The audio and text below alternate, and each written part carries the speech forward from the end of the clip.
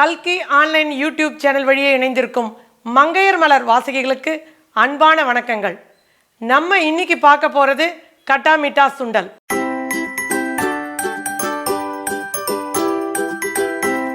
கட்டா மீட்டா சுண்டலுக்கு தேவையான பொருட்கள்: வெள்ளை கொண்டை கடலை 1 கப், கீரிய பச்சை மிளகாய் 4, இஞ்சி துருவல் சிறிதளவு, வெல்லம் சிறு துண்டு, எலுமிச்சை சாறு 1 டேபிள் ஸ்பூன், தேங்காய் துருவல் 1/4 கப், எண்ணெய் தேவையான அளவு, உப்பு தேவையான அளவு, கடுகு சிறிதளவு, பொடியாக நறுக்கிய மல்லித்தழை சிறிதளவு, பொடியாக நறுக்கிய கருவேப்பிலை சிறிதளவு. கட்டா மீட்டா சுண்டலுக்கு என்னென்ன பொருட்கள் தேவைன்னு பார்த்தோம். இப்போ எப்படி செய்யறதுன்றதை பார்க்கலாம்.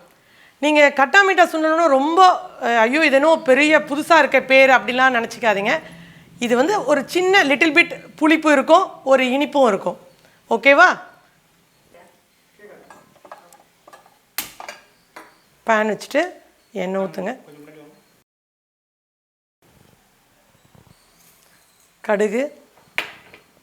கடுகு நல்லா பொரிஞ்சிருச்சு. அடுத்தது கருவேப்பிலை,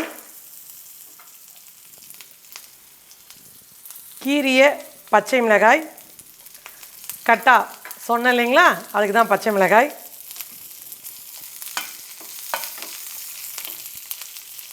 சென்னாவை முடிஞ்ச வரைக்கும் நல்லா வேக விடுங்க. ஒரு 8 சவுண்டு தாராளமாக வேக விடலாம். இந்த சென்னாவில் கொஞ்சம் எடுத்து வேக வச்ச சென்னாவில் கொஞ்சம் எடுத்து நீங்கள் மிக்சியில் சும்மா 1-2 அரைச்சி வச்சுக்கோங்க. அது எதுக்குன்னா ஒரு பைண்டிங் வர்றதுக்காக வேண்டி தான் நான் சொல்கிறேன். ஓகேங்களா? இப்போது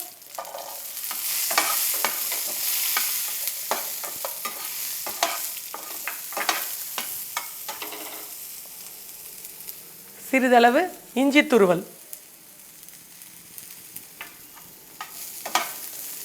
எந்த சுண்டலுக்குமே நீங்கள் இஞ்சியை கொஞ்சம் சேர்த்திங்கன்னு வச்சுக்கோங்களேன், அதோட ஃப்ளேவர் ரொம்ப ரொம்ப நல்லாயிருக்கும். இப்போ நார்மலாக பார்த்தீங்கன்னா கொண்ட கடலைன்னொன்னே எல்லோரும் நார்மலாக ஒரு கடுகு உளுத்தம் பருப்பு போட்டு தாளிப்பாங்க. பட் நம்ம இதையே கொஞ்சம் வித்தியாசமாக நீங்கள் செஞ்சு பாருங்கள். வீட்டில் கண்டிப்பாக உங்களை வந்து பாராட்டு மழையில் நினச்சிடுவாங்க எல்லாருமே. வெல்லம் அதே மாதிரி நான் வந்து எங்கள் வீட்டில் இருக்கிற வெல்லம் வந்து அவ்வளோவா கல் மண் இதெல்லாம் இருக்காது. ஸோ பொடியாக வச்சுருக்கேன். அப்படி இல்லை உங்களுக்கு கொஞ்சம் பயமாக இருக்குது அப்படின்னு நீங்கள் யோசிச்சிங்கன்னா இதை வந்து கொஞ்சம் தண்ணி போட்டு வடிகட்டிக்கோங்க. அதாவது வெல்லம் கரைஞ்சதும் வடிகட்டிக்கோங்க. வெள்ளத்துருவல் மீட்டா ஓகேங்களா, அந்த இனிப்புக்காக அதை போட்டிருக்கேன். இது ரொம்ப நல்லாயிருக்கும், செம்ம ஸ்வீட்டாக இருக்கும், அருமையாக இருக்கும் சாப்பிட்றதுக்கு. ஏன்னா அந்த பச்சை மிளகாயோட காரம், அந்த வெல்லத்தோட இனிப்பு இதெல்லாம் சேர்த்து செம்மையாக இருக்கும். தேங்காய் துருவல் எவ்வளோ கலர்ஃபுல்லாக இருக்குது பாருங்களேன். பச்சை மிளகாவோட பச்சை, தேங்காயோட வெள்ளை.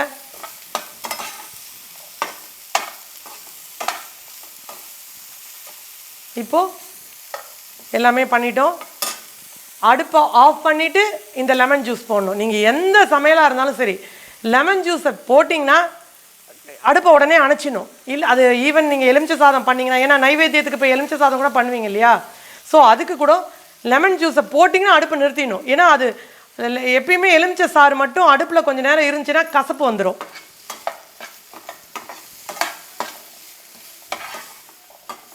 இந்த எலுமிச்சை பழம்னு சொன்னப்போ எனக்கு இன்னொரு விஷயம் ஞாபகம் வருது.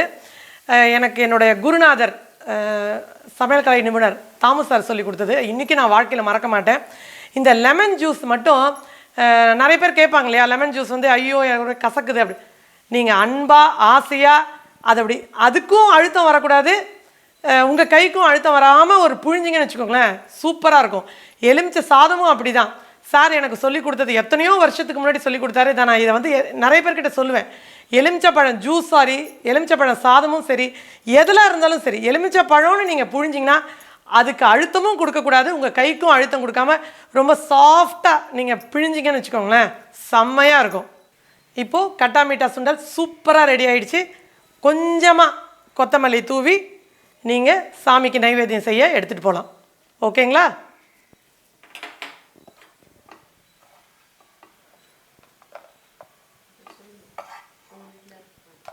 நீங்கள் எடுக்கிறப்போ நான் பச்சை மிளகாய் எடுத்துருக்கேன் இல்லையா, அதெல்லாம் எடுத்துருங்க. நான் ஆல்ரெடி சொன்னபடி எந்த சுண்டலில் நீங்கள் பச்சை மிளகாவோ காஞ்ச மிளகாவோ எது போட்டாலும் தயவு செய்து எடுத்து போட்டுட்டு மற்றவங்களுக்கு கொடுங்க.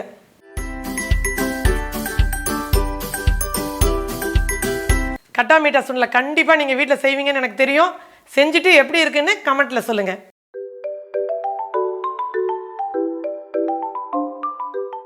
சுண்டல் வந்து நீங்கள் ஆஃபீஸ் போயிட்டு வருவீங்க, வீட்டில் வேலை இருக்கும், மறந்து போயிருப்பீங்க இல்லைங்களா ஊற வைக்கிறதுக்கு. அந்த மாதிரி மறந்து போகாமல் இருக்கிறதுக்கு நீங்கள் என்ன பண்ணுங்கள், முதல் நாளே அதாவது 3 நாட்களுக்கு நீங்கள் என்னென்ன சுண்டல் செய்ய போகிறீங்கன்றத கரெக்டாக தனித்தனியாக எடுத்து ஊற வச்சுக்கோங்க. ஊற வச்சுட்டு மறுநாள் காலையில் நல்லா தண்ணியை வடிச்சிட்டு ஒரு ஜிப்லாக் கவரில் போட்டு ஃப்ரிட்ஜில் போட்டுருங்க. பிரச்சனையே கிடையாது. நாளை இன்னொரு ஆரோக்கிய சுண்டல் ரெசிபியுடன் உங்களை சந்திக்கிறேன்.